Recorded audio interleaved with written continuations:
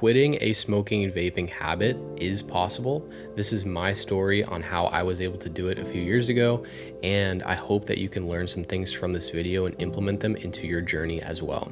To give you a bit of background, in high school, I first started vaping. One of my friends had one and sold it to me without any nicotine to start. It was just the vapor. And I thought it was fun, thought it was cool.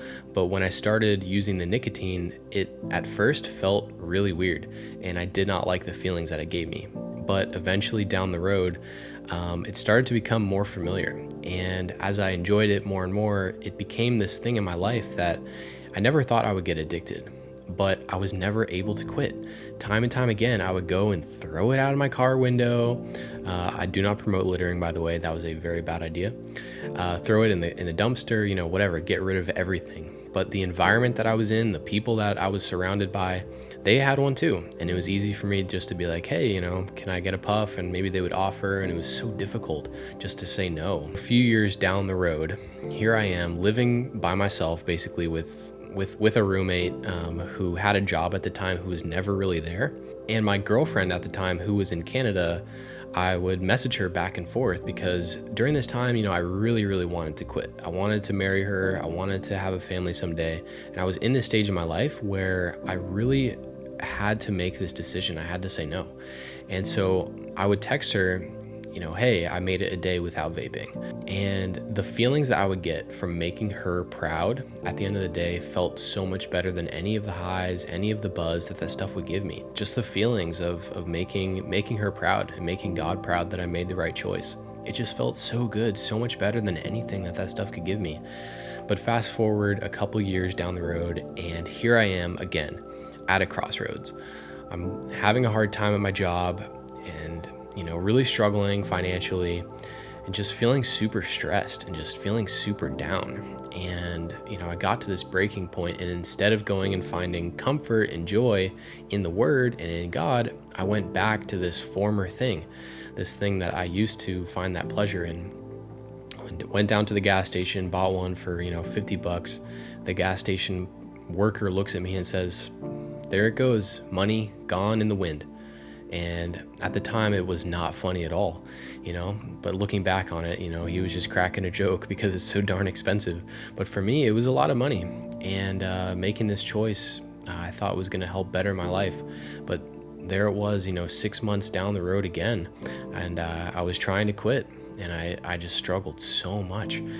Day in, day out, I would just, tell myself, nope, I'm not going to do it today. And it was so darn difficult. In order for my body to fully be detached from this habit, I needed something that I would be able to use as a habit replacement. And lo and behold, I was scrolling through Instagram and I saw that there was this company promoting a breathwork or breathing practices necklace that the science behind it, basically it said you could quit smoking vaping. And I looked at some of the reviews and a lot of people said it helped them. And so I wanted to use this necklace. I wanted to buy it, but it was based on Muslim and Hindu traditions and beliefs with your breath and breathing. And I thought, as a Christian, is this stuff inherently bad? Am I not allowed to partake in this, Eastern philosophy?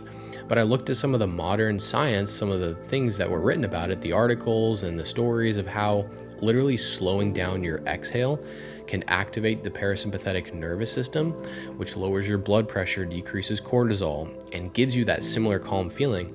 I wanted to experience the scientific benefits behind it, not the spiritual side.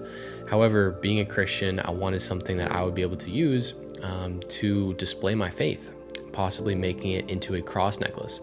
And that's exactly what I did. This necklace that I'm wearing right now today is the product of this struggle that I had to go through, and that so many people are going through as well. At first, I didn't think that this would work. I had to try it for myself, and I had my doubts, and there I was trying it, and it felt super weird. I was like, what am I doing? But after I gave it a couple of good tries and really gave it some time, I found that it genuinely helped me out and helped my anxiety out. And I wanted to be able to have other people experience this as well. And so that's why I launched it. I created a website, started selling it, and over 2,000 crosses I've sold now to people who are also struggling. And the reviews, the testimonies are just amazing to see so many people who have been able to overcome this thing. Get an accountability partner to hold you accountable and also get a habit replacement that's organic and healthy, there is hope. There is a light at the end of the tunnel. I know that it might not feel like you're ever going to be able to do it, but always believe in yourself, and God is going to pull you out of the situation. So I hope that this video helps you out, gives you some good insight, and yeah, God bless you, and I hope you have an amazing day.